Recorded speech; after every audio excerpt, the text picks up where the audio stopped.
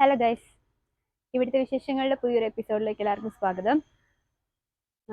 അപ്പോൾ നമ്മൾ ശരിക്കും പറഞ്ഞാൽ വിത്തൊക്കെ പാകിയിട്ട് ഇപ്പോൾ 2 ആഴ്ചയായി. എൻ്റെ പയറൊക്കെ റീപ്ലാന്റിങ്ങിന് ഇന്ന് റെഡി ആയിട്ട് നിൽക്കുകയാണ്.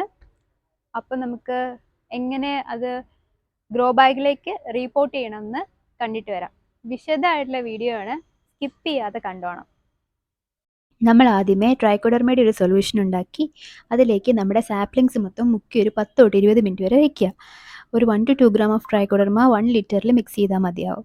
ഞാനിവിടെ അപ്ടെക് എന്ന് പറഞ്ഞ കമ്പനിയുടെ ട്രൈക്കോയാണ് ഉപയോഗിക്കുന്നത്. അത് ജസ്റ്റ് കാണിച്ചു തന്നേ ഉള്ളൂ. ഇനി കമ്പോസ്റ്റിലേക്ക് ആവശ്യത്തിനുള്ള ട്രൈക്കോഡർമ മിക്സ് ചെയ്യുക. അതും ഇതുപോലെ തന്നെ ഒരു 2 to 3 ഗ്രാംസ് അല്ലെ 2 to 3 grams of trichoderma use ചെയ്യാം.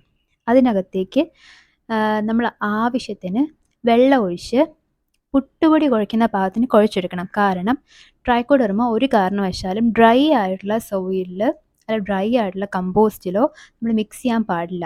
അതൊരു ജീവനുള്ള ഫംഗസ് ആണ്. അപ്പോൾ അതിന് അതിൻ്റെതായ മീഡിയം കൊടുത്താലേ ഉള്ളൂ അത് മൾട്ടിപ്ലൈ ചെയ്യത്തുള്ളൂ. അങ്ങനെയാണെങ്കിലേ ഉള്ളൂ നമ്മുടെ റൂട്ട്സിന് നമ്മൾ വേണ്ട ഗുണങ്ങൾ, അതായത് നമ്മൾ ഉദ്ദേശിക്കുന്ന ഗുണങ്ങൾ നമ്മളുടെ ചെടികളുടെ റൂട്ട്സിന് കിട്ടത്തുള്ളൂ. ഒരുപാട് ഹെൽപ്പുണ്ട്. ഞാനത് ഡീറ്റെയിൽ വീഡിയോ ചെയ്യാം, വേണമെങ്കിൽ നിങ്ങൾ കമൻറ്റ് ചെയ്യണേ. ഇനി ഞാൻ മിക്സ് ചെയ്തിരിക്കുന്നത് വേപ്പിൻ പിണ്ണാക്കും എല്ലുപൊടിയും കൂടിയാണ്. അത് ഞാൻ നല്ലപോലെ മിക്സ് ചെയ്ത് ആവശ്യത്തിനുള്ളത്, അതായത് നമ്മൾക്ക് എത്ര സാപ്ലിങ്സ് ഉള്ളോ അതിനനുസരണം ഈക്വൽ ക്വാണ്ടിറ്റിയിൽ മിക്സ് ചെയ്ത് എടുത്തു. ഇനി ഞാൻ ഓൾറെഡി ഗ്രോ ബാഗ്സ് ഒക്കെ നിറച്ച് വെച്ചിട്ടുണ്ട്. അതെങ്ങനെയാണെന്ന് ഞാൻ പറഞ്ഞുതരാം. ഏറ്റവും താഴത്തെ ലെയറിൽ ഞാൻ യൂസ് ചെയ്തിരിക്കുന്നത് കരിയിലയാണ്.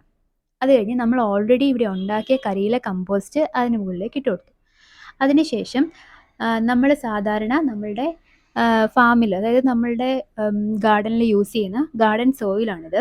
അത് ഗാർഡൻ സോയിലിലേക്ക് ഡോളോമൈറ്റ് മിക്സ് ചെയ്ത് ഞാൻ ഒരു 3-4 ദിവസം 2 നേരം നനച്ച് വെച്ചു.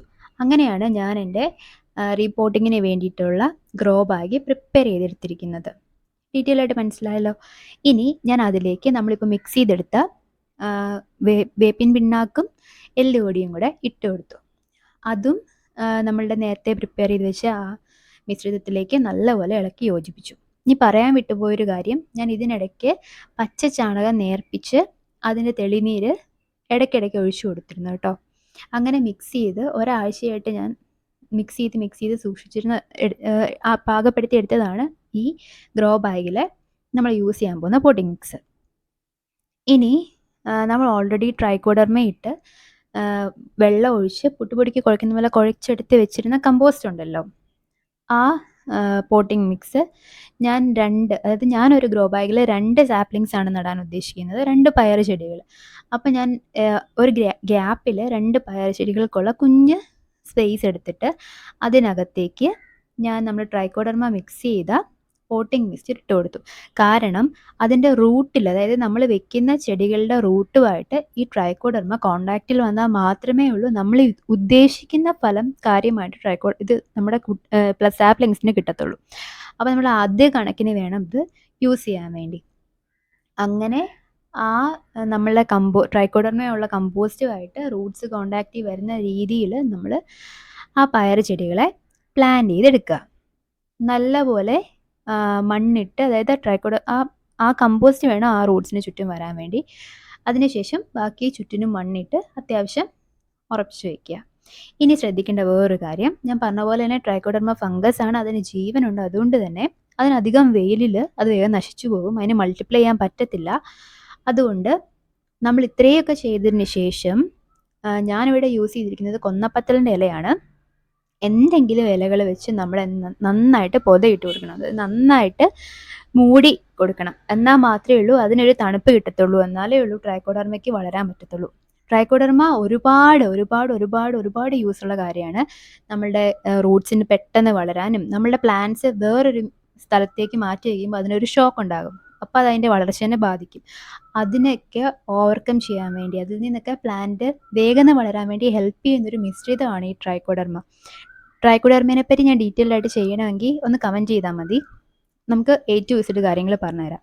അതുപോലെ ഇനിയിപ്പോൾ ഇത് നല്ലപോലെ പൊതയിട്ട് സൂക്ഷിച്ച് ആവശ്യത്തിന് വെള്ളം ഒഴിച്ച് സംരക്ഷിക്കുക. ഇനി ഇതിപ്പോൾ ഒന്ന് കിളിർത്ത് വരുന്നത് വരെ ഇതിൻ്റെ ആവശ്യാനുസരണം 2 നേരം വെള്ളം ഒഴിക്കാൻ ശ്രദ്ധിക്കണം. പിന്നെ അധികം വെയിലില്ലാത്തടത്തുനിന്ന് മാറ്റി വയ്ക്കുക. കാരണം നമ്മൾ ട്രൈക്കോഡർമ മിക്സ് ചെയ്തതല്ലേ ഉള്ളൂ. അതുകൊണ്ട് ഒരു 2-3 ദിവസം വലിയ വെയിലൊന്നും കൊള്ളിക്കാതെ രീതിയിൽ മാറ്റി വയ്ക്കുക. ഞാനിപ്പോൾ എൻ്റെ പയർ മാത്രമാണ് മാറ്റി നട്ടത്. ബാക്കിയുള്ളതൊക്കെ അപ്ഡേറ്റ് ചെയ്യാം കേട്ടോ. അങ്ങനെ ഞാൻ എനിക്ക് കുറച്ച് മിച്ചം ഉണ്ടായിരുന്നു ആ മിശ്രിതം. അപ്പം ഞാനത് ബാക്കിയെല്ലാം ചെയ്തതിന് ശേഷം അതിൻ്റെ മുകളിലേക്കും കൂടെ ആ ട്രൈക്കോഡർമ മിക്സ് ചെയ്ത് വെച്ചിരുന്ന കമ്പോസ്റ്റ് ഇട്ട് കൊടുത്തു.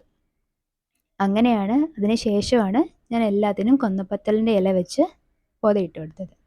അപ്പോൾ ഇത്രയേ ഉള്ളൂ നമ്മുടെ വീഡിയോ കേട്ടോ. അപ്പോൾ എല്ലാം വളരെ ഡീറ്റെയിൽഡ് ആയിട്ട് ഞാൻ പറഞ്ഞിട്ടുണ്ട്. എല്ലാവർക്കും ഇഷ്ടപ്പെടുമെന്ന് കരുതുന്നു. ഇനി ഒരു വീഡിയോയിൽ കാണുന്നത് വരെ ബൈ.